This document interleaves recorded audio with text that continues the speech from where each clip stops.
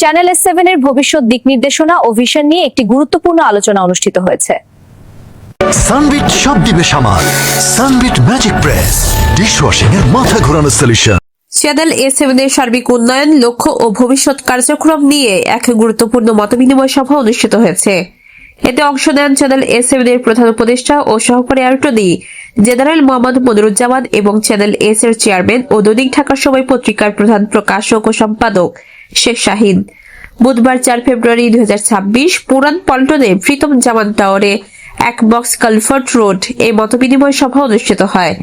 সবাই channel A7 এর লক্ষ্য ও উদ্দেশ্য, দর্শক বান্ধব অনুষ্ঠান পরিকল্পনা, দায়িত্বশীল সাংবাদিকতা, আধুনিক ও ইতিবাচক গণমাধ্যম হিসেবে চ্যানেলটির পথ চলা এবং ভবিষ্যতে কিভাবে আরো উদ্যোগ কার্যকরভাবে সম্প্রচার কার্যক্রম পরিচালনা করা যায় সে বিষয়ে বিস্তারিত আলোচনা হয়।